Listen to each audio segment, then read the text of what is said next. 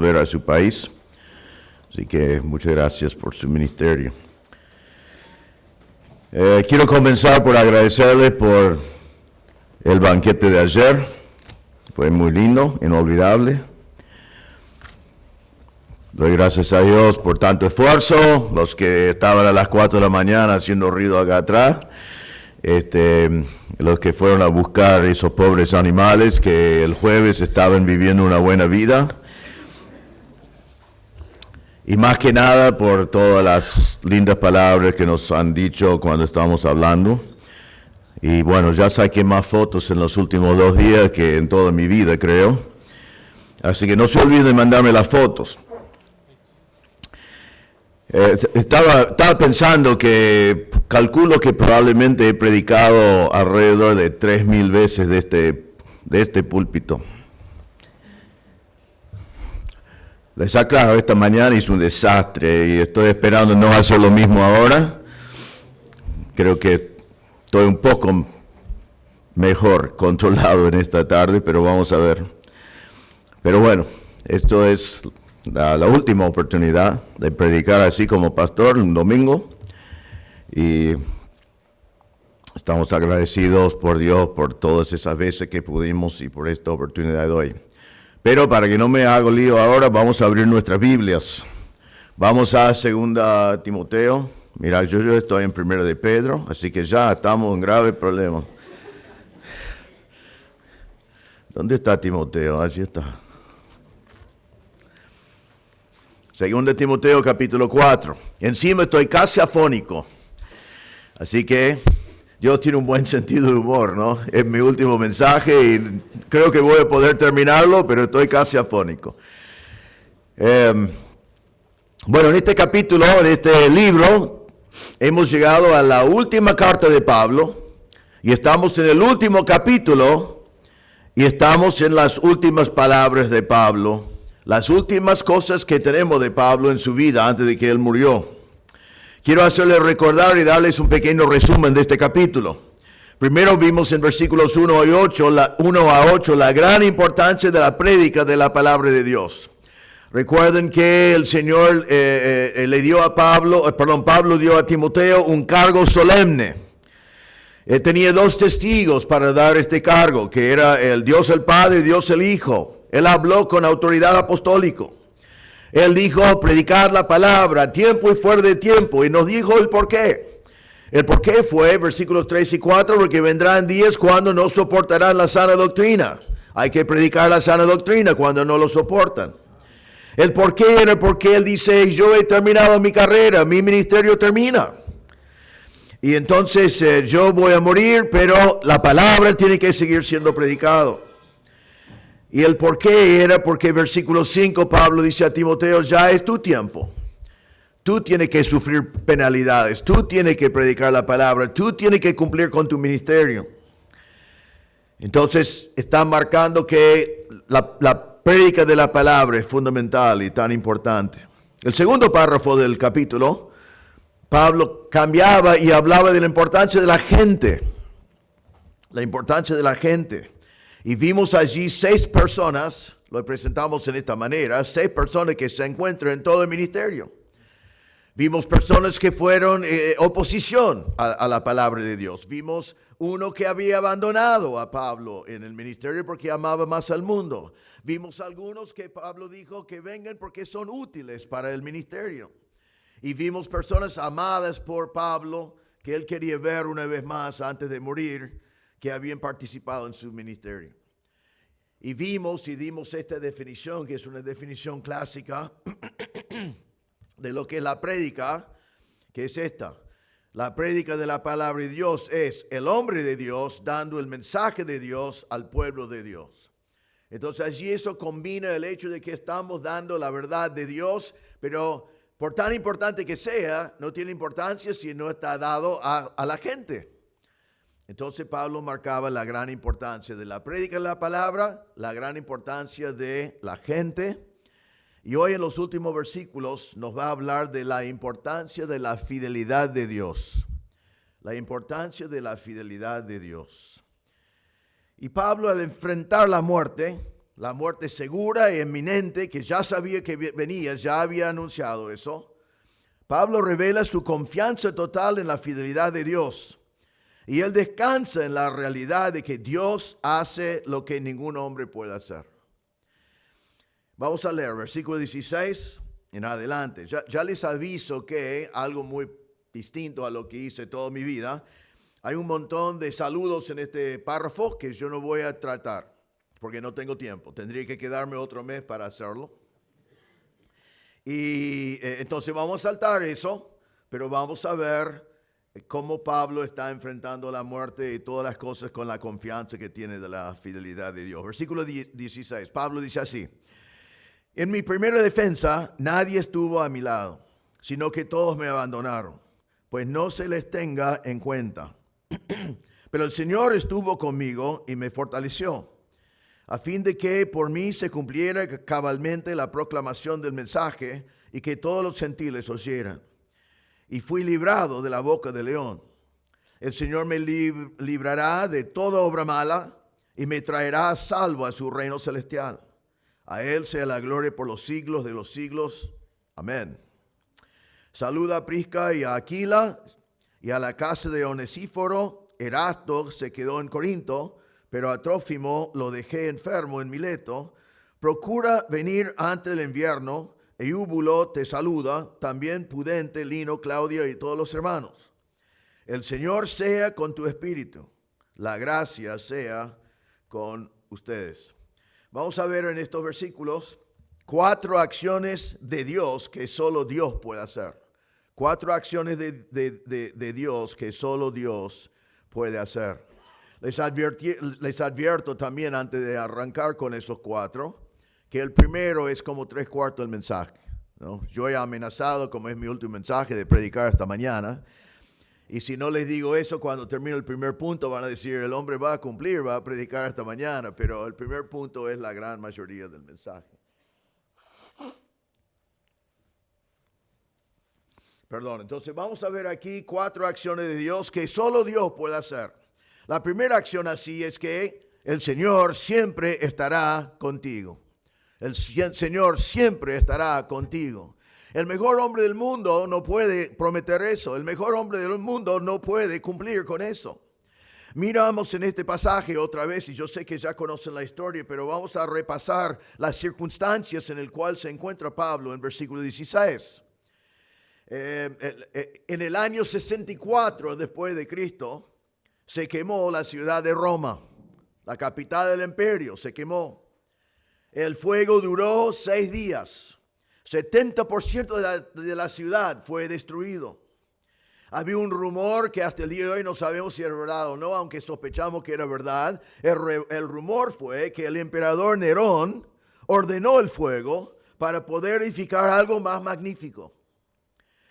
Entonces, cuando todo el fuego se quema y 70% de la ciudad está destruido y la gente escucha que Nerón hizo eso a propósito y ellos están viviendo todas las consecuencias feas de eso, ellos están muy enojados con Nerón y Nerón se vio que su situación política no fue muy fuerte. Entonces, como todo buen político, buscaba a alguien a quien echar la culpa por el fuego. Entonces Nerón, buscando un buen blanco para echar la culpa, decidió echar la culpa a un grupo de religiosos que se llamaban los cristianos. Hay un autor de aquel entonces, del mismo tiempo, que se llama Tácito. Y él dijo lo siguiente, perdón que hay muchas palabras antiguas en esto, porque fue escrito en el primer siglo, no en español, pero así vino.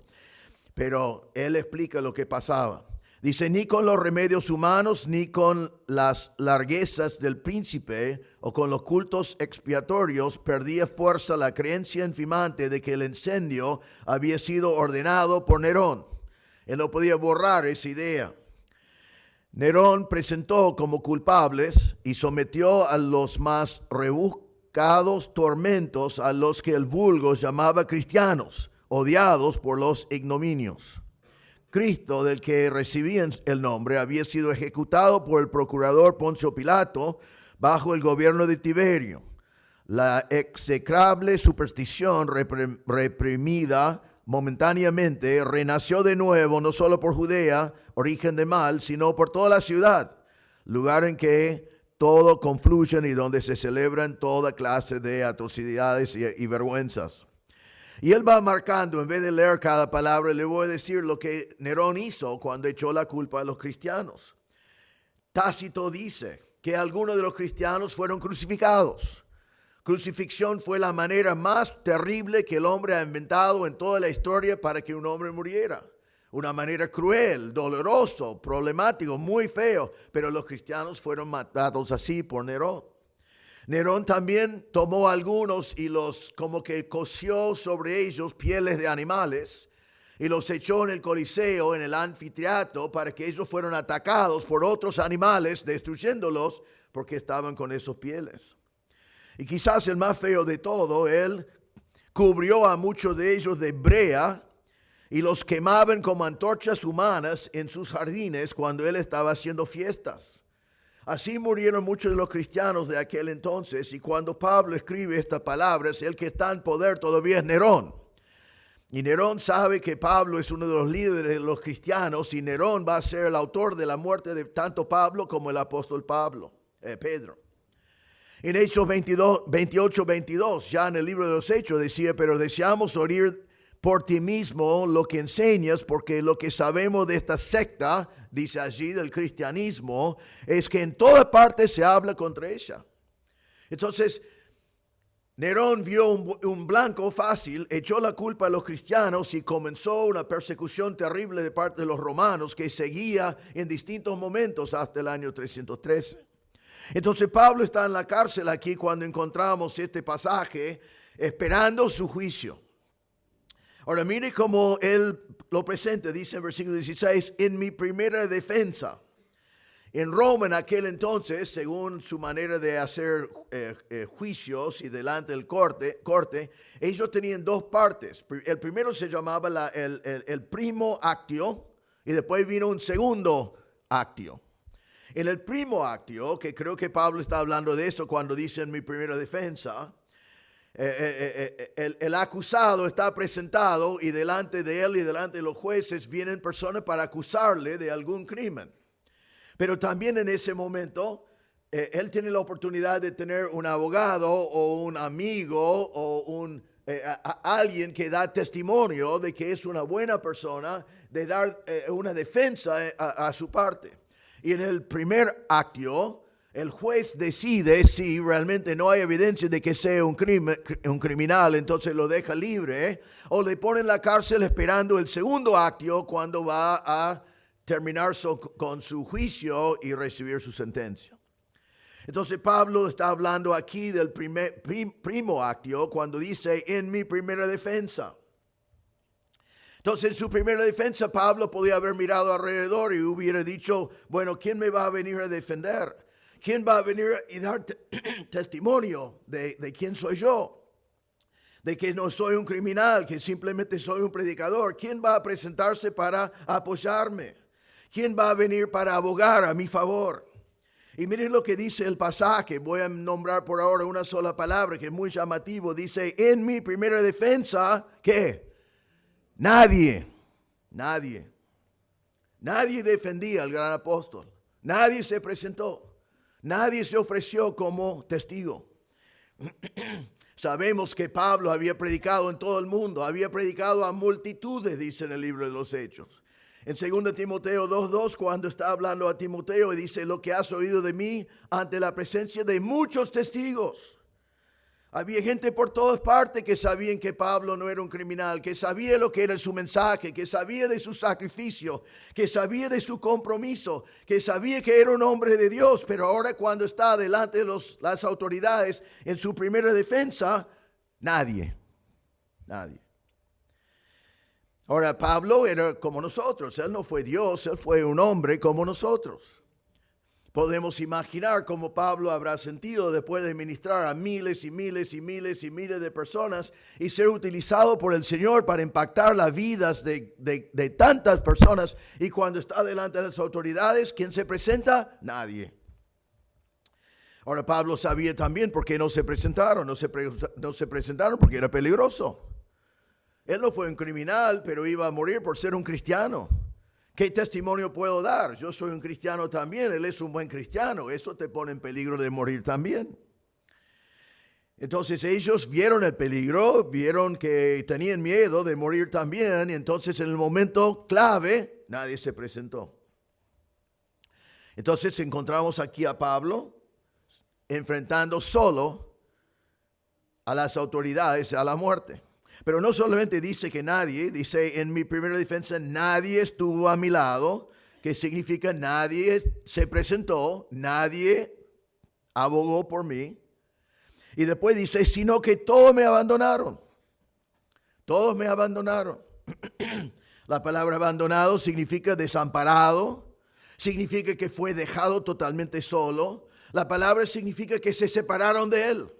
No querían estar asociados con él. No querían ser nombrados con él. No querían presentarse allí delante de los jueces por el peligro que había. Entonces nadie a su lado, nadie se presentó, nadie le apoyó. Ahora, ¿cómo respondió el apóstol en este momento? Hay realmente dos cosas muy importantes que vamos a ver aquí, pero vemos enseguida una respuesta que por allí nos sorprende, porque ponete en el lugar de Pablo. Si hubieras tenido el ministerio que tenía Pablo y ahora simplemente porque seguís predicando el mismo mensaje que cambió tantas vidas, estás delante de las autoridades y nadie se presenta y todos te abandonan. Pero mire lo que dice. Todos me abandonaron y Pablo dice que no se les tenga en cuenta. Es muy llamativo aquí que Pablo extendió perdón a todos los creyentes. Ojo que los romanos le estaban persiguiendo, pero los que no se presentaron no fueron los romanos, fueron los creyentes. Fueron los hermanos que no se presentaron, fueron los hermanos que le defraudaron, fueron los hermanos que tenían demasiado miedo para decir, él es mi líder, yo voy a morir junto con él. Él extendió su perdón. Igual a Jesús en la cruz cuando perdonó a los que le mató. Perdonó hasta la muerte. Y creo que lo que debemos ver aquí es que aquí un hombre que está al punto de morir, pero él no va a morir amargado. Porque no tiene raíz ¿cómo es la palabra? De amargura. No tiene eso. Sino él decide, porque un creyente puede decidir perdonar. Ellos por allí no merecían su perdón, pero él los perdonó. Él los perdonó a ellos, no porque lo merecían o porque se presentaron, los perdonó porque Cristo había perdonado a él. Él nos enseña eso. Entonces, él no iba a morir con amargura. Ahora, déjame darles dos aplicaciones aquí antes de que seguimos. En primer lugar, nosotros todos debemos saber perdonar. Si eres cristiano por un tiempo, algún cristiano te va a defraudar. Porque es la naturaleza de quienes somos. Somos convertidos, pero no somos glorificados todavía. Y si andás con cristianos, aunque seamos los más fieles que conoces, en algún momento alguno te va a defraudar. Hay muchas personas que dicen, yo no voy a la iglesia. ¿Por qué no vas a la iglesia? Y porque hay hipócritas en la iglesia. Bueno, debes sentirte cómodo entonces, ¿no? Y algunos pasan la vida diciendo, no voy porque alguien me ofendió, porque pasó eso, porque pasó el otro. Cuando la palabra de Dios nos dice que no perdonamos a uno porque merece perdón, sino perdonamos a uno porque Cristo me perdonó a mí, yo no lo merezco. Y así no tenemos que vivir amargados. No tenemos que tener raíz de amargura, porque nosotros cuando alguien nos ofende, cuando alguien peca contra nosotros, aun cuando alguien nos defraude, le perdonamos. Espero que aprendes eso de Pablo si no lo conoces. Es muy importante para nuestras vidas. Y en la segunda lección como aplicación que quiero poner aquí es esto. Cuando estás en la batalla, si viene persecución, cuando estamos en pruebas y tenés un líder espiritual que te está liderando en esa batalla, cuando las cosas vienen a ser muy complicados, no abandones al pobre líder. Ahora, un líder en la obra de Dios sabe que tiene que estar dispuesto a pararse solo. Nehemías comenzó solo, nadie lo estaba esperando. Podemos nombrar a muchos que estaban en la palabra de Dios, que estaban dispuestos a estar solos. El Señor llamó a Isaías y dijo, vas a predicar y predicar y predicar y nadie va a responder. Isaías dijo, heme aquí, envíame a mí. Él fue. El líder tiene que saber que es así. Eso es lo que tenemos que entender nosotros los líderes. Pero los discípulos o los seguidores, los que están bajo la lideranza, cuando estamos en la batalla, vos tenés que decidir apoyar, presentarse. Porque Pablo no estaba en la cárcel porque él hizo algo malo, él estaba en la cárcel porque predicaba el evangelio. Y los otros que habían creído en el evangelio deben haber estado allí con él. Ahora, pero Pablo aquí, su punto no es que todos me abandonaron. Su punto no es que yo estuve solo. Parece que sí, pero ahora observen, versículo 17. Pero, es un pero muy importante. Y mire lo que dice, pero el Señor estuvo conmigo. Pablo está diciendo todo lo que dice en versículo 17, no para condenar a los que no estaban, los perdona. Él no estaba marcando a ellos, haciendo un gran lío de los que no fueron fieles, sino lo están nombrando simplemente para decir, no se preocupen por mí porque yo no estaba solo. Todos me abandonaron, pero Cristo estaba conmigo. El Señor estuvo conmigo. Y Pablo está diciendo, y eso fue suficiente. Él está enfatizando aquí a dos verdades. Uno es que el hombre puede ser infiel. En Jeremías 17:5 la palabra de Dios dice, así dice el Señor, maldito el hombre que en el hombre confía. Nosotros seguimos a líderes espirituales y nos enseñan y nos cuidan y debemos seguirlos, pero siempre debemos darnos cuenta que nuestra confianza al final está en el Señor, porque es el único que nunca nos va a defraudar. Es el único que siempre va a ser fiel. Entonces Pablo está diciendo, ten cuidado con los hombres, pero el Señor es fiel. Lo vemos en la vida de Jesús, ¿se acuerdan? En la entrada triunfal, cuando Él está bajando por el Monte de los Olivos y entrando es donde está el templo, que todos están diciendo, sana el que viene en el nombre del Señor, y están tirando sus mantos delante de Él, y ya quieren hacerle rey. Eso fue un domingo. El viernes de esa misma semana, la misma gente estaba fuera de donde estaba Pilato diciendo, crucifícale. Así es a veces como es la gente. Pero Pablo pudo al final morir sin amargura porque él dijo, nadie se presentó en ese momento, pero ¿saben qué? El Señor estaba conmigo. Eso es lo que solo Dios puede hacer. Solo Dios puede estar con nosotros en ciertos momentos de la vida, pero Él siempre estará. Pablo sabía eso, pero vos tenés la misma promesa en Mateo 28:20 con la gran comisión.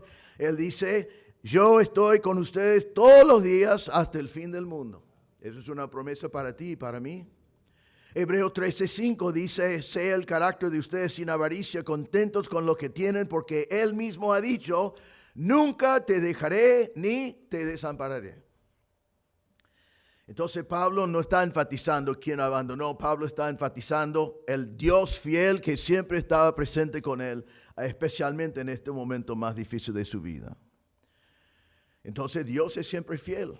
Pablo confiaba en eso, Pablo confiaba en Él y nosotros también debemos confiar en el Señor siempre.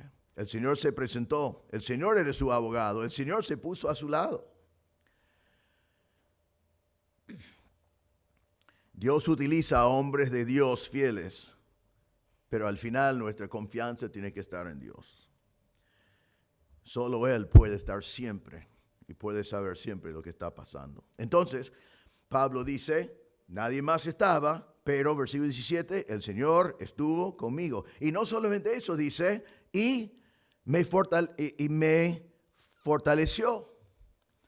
No solamente estaba presente, le fortaleció, cosa que un hombre no podía haber hecho. Y la palabra significa que le dio fuerza, le hizo fuerte. Pero también significa así la idea que le capacitó para hacer algo. El Señor le capacitó para hacer algo. ¿Y qué es lo que fue capacitado para hacer? Quizás pensaría, qué bueno, el Señor le esforzó. Así que ya quizás podía doblar las barras de la cárcel y salir, o sacar las cadenas y poder hacer algo, porque el Señor le fortaleció. Pero no, Él nos dice aquí para qué el Señor le fortaleció. Dice, pero el Señor estuvo conmigo y me fortaleció. Y mire esa frase, ¿a fin de qué? ¿A fin de qué? Y aquí nos dice el propósito de Dios en estar con Pablo y en fortalecerle. Esto es el propósito. Y mire lo que es. A fin de que por mí se cumpliera cabalmente la proclamación del mensaje y que todos los gentiles oyeran. Pablo en este momento de su vida no estaba pensando en escapar de la cárcel. No estaba pensando en ser salvo de la muerte. Él ya sabía que iba a morir. Él no tenía problema con eso. Sino él dice, el Señor me capacitó, me fortaleció para que yo podía cumplir el ministerio que Él me había dado. La palabra cumplir significa completar o ser totalmente lleno en su cumplimiento. ¿Y qué es lo que tiene que cumplir? Dice la proclamación del Evangelio. Pablo está en la cárcel y ¿qué está pensando? Está pensando todavía en quién puede predicar el Evangelio. Eso fue lo que Dios le había mandado a hacer. Y después dice que él quiere proclamar el Evangelio y él se da cuenta que en este momento en las cortes, delante de las autoridades que están en Roma, que va a tener la oportunidad de predicar a muchos gentiles. Algunos creen que Nerón oficiaba ese juicio él mismo, no sabemos, pero en la tradición de aquel entonces se decía así. Y Pablo dice, Él me fortaleció, Él me capacitó para proclamar el mensaje, para que todos los gentiles oyeran. Porque eso fue la misión de Pablo. En Hechos 9:15, el día que Pablo se convirtió, el Señor dijo a Ananías, vaya a él. Y dice, ve porque él es mi instrumento escogido para llevar mi nombre en presencia de los gentiles. En Hechos 22:21, Pablo está hablando y dice, él me dijo, ve porque te voy a enviar lejos a los gentiles. En 1 Timoteo 2:7, Pablo ha dicho que hay un solo mediador entre Dios y los hombres, el hombre Jesucristo hombre, y dice, el que dio a sí mismo el rescate por nosotros. Y después dice, para esto yo fui constituido predicador y apóstol como maestro de los gentiles en fe y verdad. Entonces, el corazón de Pablo fue en cumplir la misión que el Señor le había dado, y la misión que el Señor le dio fue proclamar el Evangelio al mundo gentil. Y él quería hacerlo.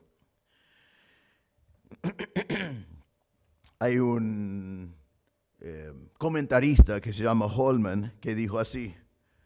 Dice, un judío pequeño, solo, encadenado, sin defensa, sin amigos, humillado,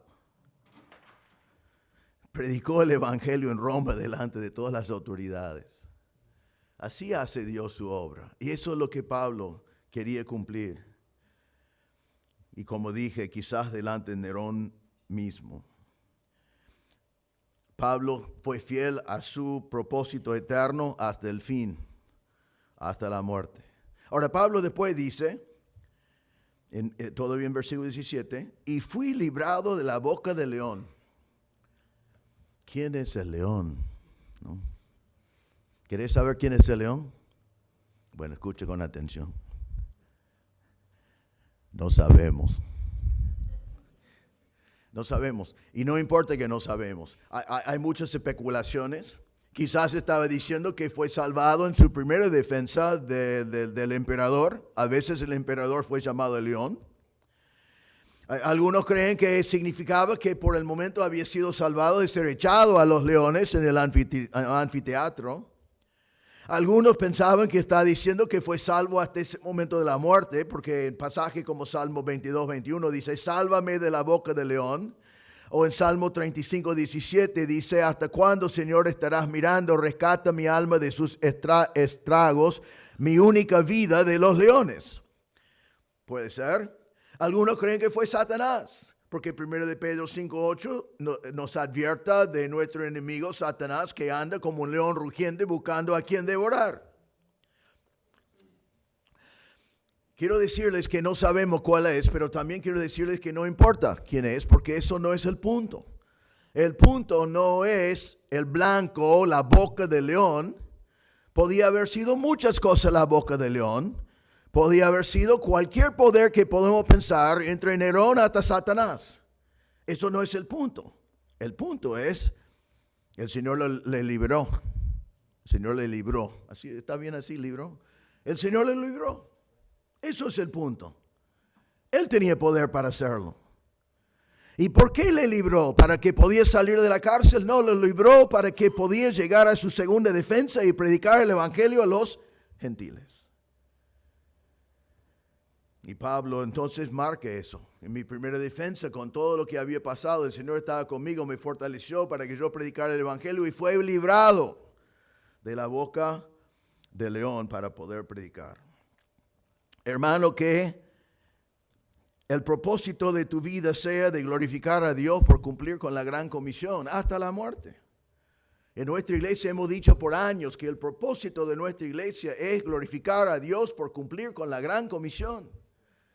A veces estamos en un tiempo que es fácil de cumplir con la gran comisión y a veces es difícil cumplir con la gran comisión. Y a veces podía venir el momento que cumplir con la gran comisión podía poner en peligro nuestras vidas. Pero Pablo quería cumplir con eso hasta la muerte. Y en ese momento, solo Dios se presentó. Solo Dios le fortaleció. ¿Por qué? Porque solo Dios podía hacerlo. Ningún hombre podía hacerlo. Segunda acción. Segunda acción. Voy a leerlo porque lo saco directamente del texto. Versículo 18. El Señor me librará de toda obra mala. La segunda acción de Dios es que Él nos libra de toda obra mala.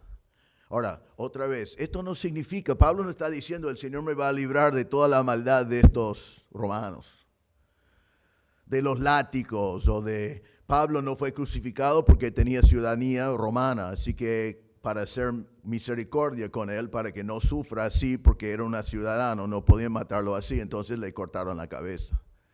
Menos mal, ¿no? Si vos tenés que elegir alguna vez entre crucifixión y que te corten la cabeza, siempre elija la cabeza, ¿no?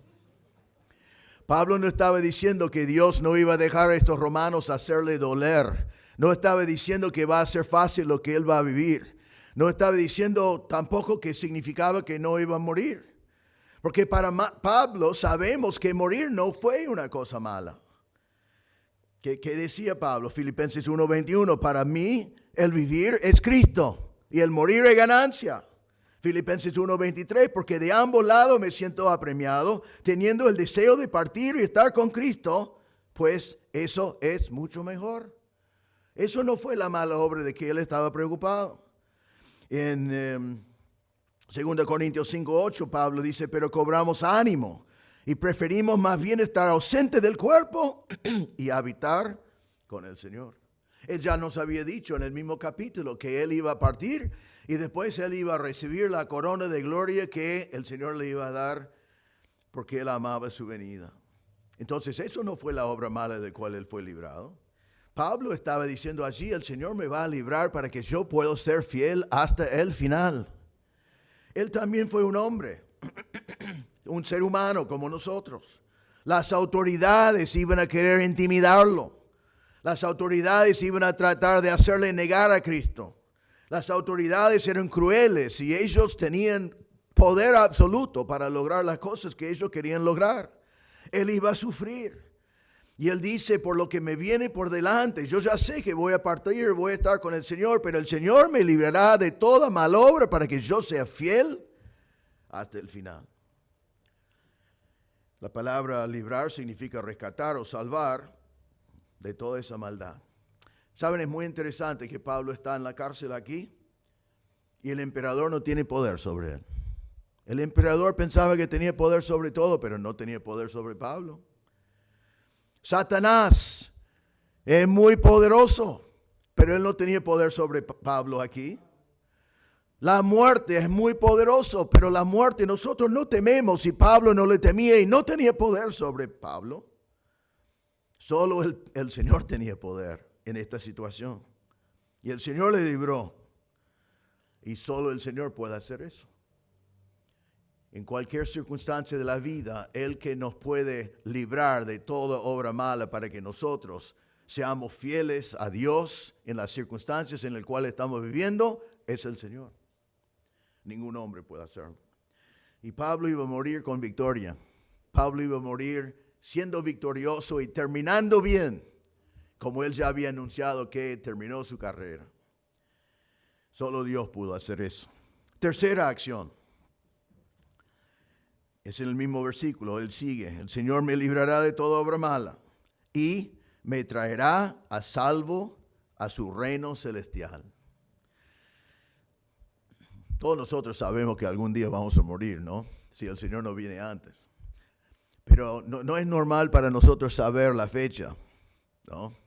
No es normal para nosotros que ya sabemos que ya viene una fecha, hay un juicio, el próximo día me van a matar. Pero si no sabemos, pero sabemos que algún día vamos a morir, o si sabemos la fecha, qué gran bendición saber que Dios prometió llevarnos a salvo a su reino celestial. Amén. Es garantizado por la muerte de Cristo. Y es imposible que si has confiado en Cristo como Salvador y Él te ha dado salvación y vida eterna, no se puede perder. Es Pablo que dijo en Filipenses 1:6, estoy convencido precisamente de esto, que el que comenzó en ustedes la buena obra, la perfeccionará hasta el día de Cristo Jesús. El mismo Señor que te salvó, te guardará por toda la eternidad. Gloria a Dios. Pablo decía en 2 Timoteo 2, versículo 11 en adelante, palabra fiel es esta, que si morimos con Él, también viviremos con Él. Si perseveramos, también reinaremos con Él. Y a mí me gusta, es un poco más complicado, pero me gusta mucho lo que dice Efesios 1, 13 y 14, donde dice, en Cristo también ustedes, después de escuchar el mensaje de la verdad, el evangelio de la salvación, y habiendo creído, fueron sellados en Cristo con el Espíritu Santo de la promesa, que nos has dado como garantía de nuestra herencia, con miras a la redención de la posesión adquirida de Dios para alabanza de su gloria. Y allí Pablo dijo, ustedes que han escuchado el Evangelio, han creído, han sido salvos, el Señor les dio el Espíritu Santo, no solamente para morar adentro y ayudarte a vivir una vida santa, sino como un sello de Dios que Él ya te compró, una garantía, un adelantado, que significa que es imposible que no estés redimido en el día de la redención. ¡Qué grande! Entonces allí está Pablo en la cárcel sabiendo que va a morir y puede decir con confianza, el Señor es el que me va a salvar de todo esto, me va a traer a salvo a su reino celestial. Entonces Pablo está en la cárcel diciendo esto, ¿qué es lo peor que me puede pasar? Lo peor que me puede pasar es que yo esté en la presencia del Señor ya pronto, el reino celestial. Es Pablo quien dijo en Filipenses 3, nuestra ciudadanía no está de esta tierra, sino nuestra ciudadanía está en el cielo. Y estamos esperando un Salvador, el Señor Jesucristo. Y Pablo dijo, el cual transformará el cuerpo de nuestro estado de humillación en conformidad al cuerpo de su gloria. Y eso es lo que Pablo estaba anticipando. Entonces Pablo dice, Él me llevará a salvo con toda seguridad a su reino. Y estoy esperando eso. Qué grande que ningún plan del hombre, ningún plan político, ningún plan de Satanás nos puede quitar de nosotros la seguridad de nuestra salvación eterna. Amén. Gracias a Dios por eso. Y mire lo que viene después en el versículo 18. El Señor me librará de toda obra mala y me traerá a salvo a su reino celestial. A Él sea la gloria por los siglos de los siglos. Pablo ya no puede contenerse y dice, estoy en la cárcel, pero Él me salvará de toda obra mala. Voy a tener victoria y Él me llevará a su reino. Y Pablo dice, gloria a Dios. Gloria a Dios. Lo llamamos una doxología, porque Dios es glorificado en nuestra salvación. Y mire lo que Pablo dice al final de ese versículo. A Él sea la gloria por los siglos de los siglos. Y Pablo dice, amén. Que así sea. Y nosotros decimos, amén.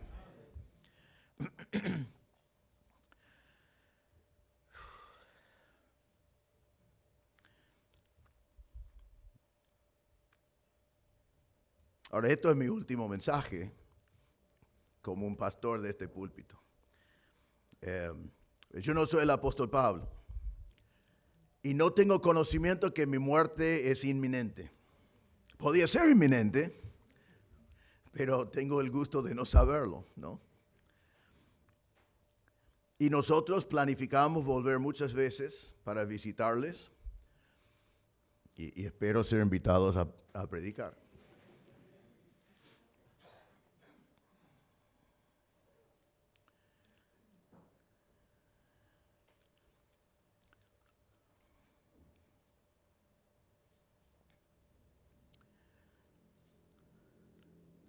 Ayer disfrutamos de una comunión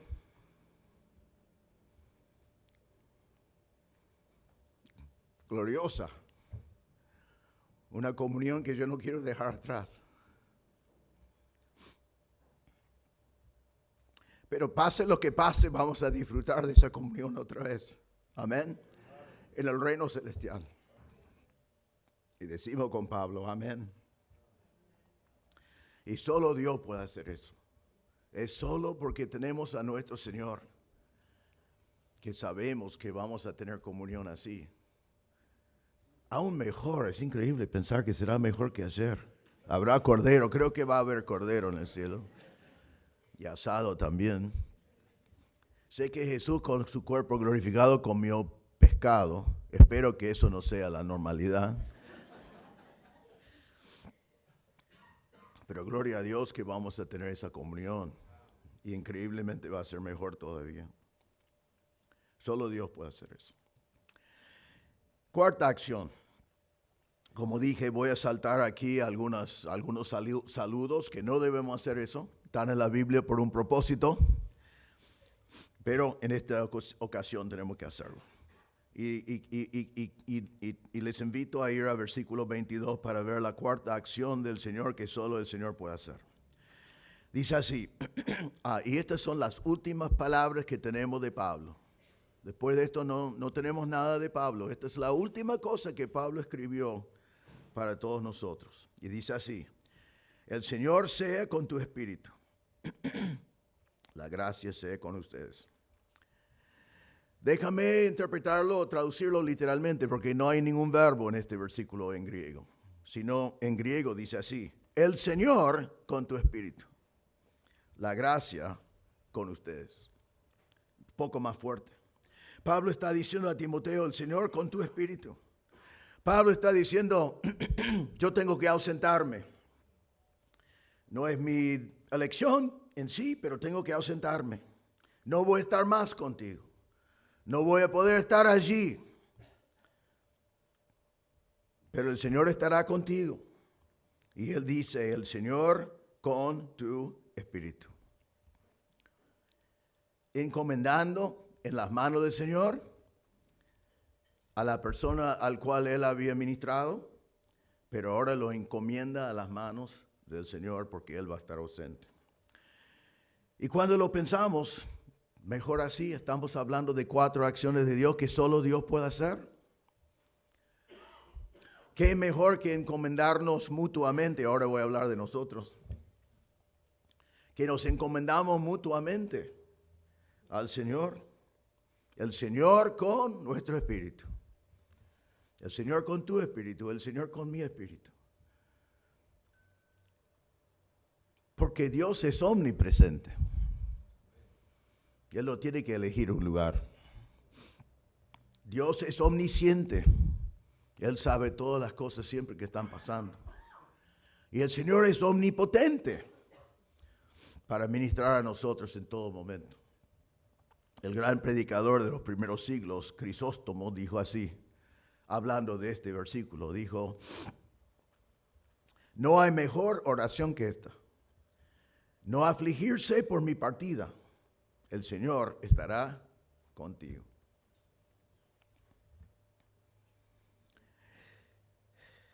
Ahora se va a complicar.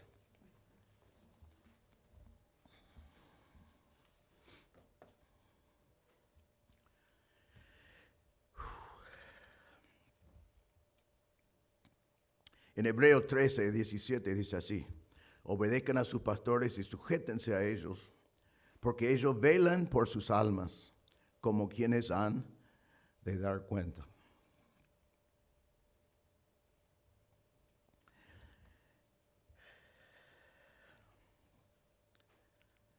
He tenido el gran privilegio de velar por sus almas por más de 40 años. Ha sido el gozo de mi vida. Ahora hay otro pastor que tiene que dar cuenta por sus almas. Y gracias a Dios por eso. Alguien que va a velar con el mismo espíritu, con la misma manera. Pero más allá de eso, no es algo que un hombre pueda hacer. Y por eso encomendamos el uno al otro, al Señor, el Espíritu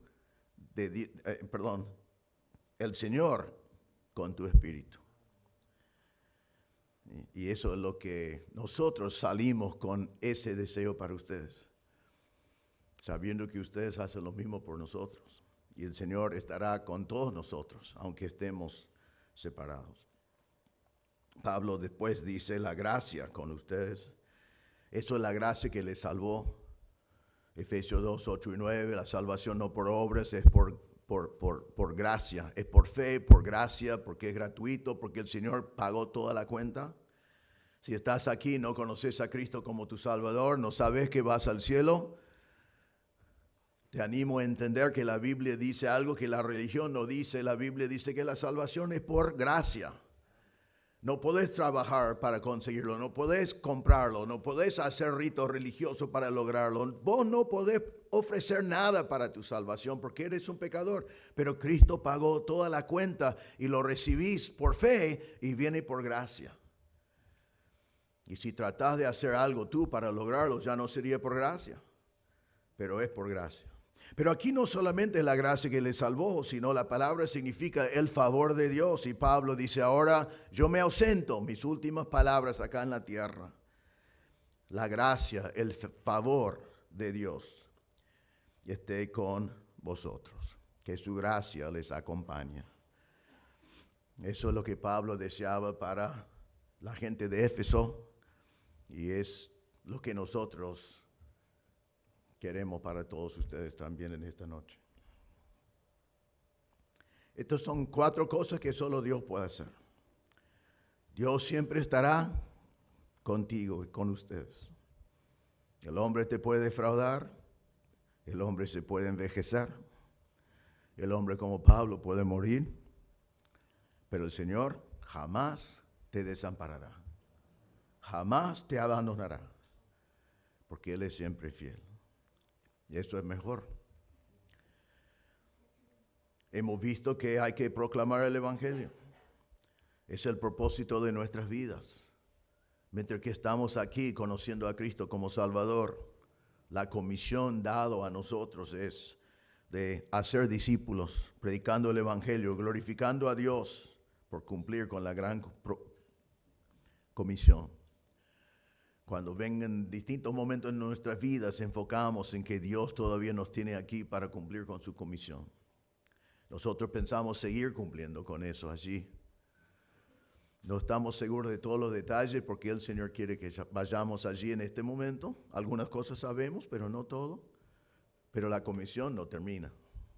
Eso sigue adelante hasta que el Señor nos lleve. El Señor te librará de todo mal. No de la muerte. Si el Señor no viene antes, vas a morir. Eso es mi última conclusión. Pablo no está hablando de eso. Pablo dijo que Cristo ha resucitado de entre los muertos, primicias a los que durmieron. Así que la muerte no tiene poder sobre nosotros. En el libro de Hebreos el autor dijo que ya no tenemos que temer la muerte, porque el Señor ya venció la muerte. Entonces, pero el Señor sí te puede librar de toda la maldad que está alrededor, que quiere destruir tu testimonio y quiere hacerte frenar de hacer lo que Dios quiere que haga. Dios es más poderoso que todas esas cosas. Simplemente tenemos que confiar en el Señor. Solo Él puede hacerlo. Y gracias a Dios no tenés que temer a los poderes de hoy. El gobierno no tiene poder sobre nosotros. La cultura no tiene poder sobre nosotros. Solo el Señor tiene poder para llevarnos adelante. Hemos visto que el reino celestial es seguro. Gloria a Dios. Eso es lo que dijo Pablo. Gloria a Dios. Y al final, el Señor con sus espíritus y con nuestros espíritus, hasta que Él venga y nos encontramos en las nubes juntos con el Señor. Amén. Mucho mejor que esta mañana. Quiero decir dos cosas más antes de terminar. Primero, gracias por darme el privilegio de servir al Señor juntos con ustedes. Hay grandes siervos del Señor aquí que han sido fieles en tantas cosas y han sido de mucha bendición. Y estamos agradecidos a Dios por poder servir al Señor juntos. Y segundo, gracias por darme el privilegio de ser su pastor.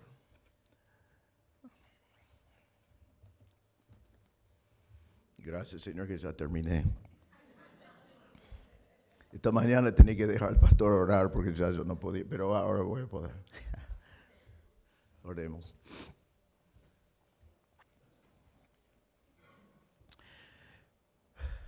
Señor, te damos gracias que utilizaste a hombres como Pablo. Y lo usaste a Pablo en una manera increíble, pero aún así Pablo en sus últimas palabras nos indica cosas que solo tú puedes hacer. Y te damos gracias, Señor, que tú superes todo lo que pueden hacer los hombres. Ayúdanos, Señor, a recordar que tú siempre estás con nosotros, que tú nunca nos defraudas, que tú nunca nos abandones, que tú nunca estás ausente, que tú nunca mueres. Podemos confiar siempre que tú estás con nosotros y tú nos fortaleces para hacer tu voluntad. Ayúdenos, Señor, a ser fieles hasta la muerte en cumplir con la gran comisión. Ayúdenos, Señor, a confiar en ti para cuidarnos, de librarnos de todas las cosas alrededor nuestro que quieren destruir nuestro testimonio, destruir nuestro ministerio. Tú eres poderoso para librarnos de toda obra mala, a pesar del poder que el mundo y Satanás creen que tienen. Te damos gracias como Pablo hizo, que tú nos vas a llevar a salvo a tu reino celestial. Que eso es seguro, porque no depende de nosotros, sino depende de tus promesas, depende de lo que Cristo hizo en la cruz. Y Pablo podía decir eso a Timoteo, que tenían que separarse por ese momento, pero estarían después contigo y están contigo ahora. Y nosotros también, Señor, algún día estaremos todos juntos de vuelta.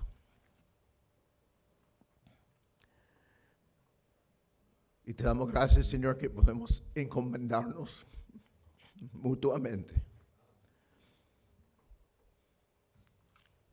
sabiendo que tu Espíritu está con nosotros y tu gracia está con nosotros. No importa dónde estemos en el mundo.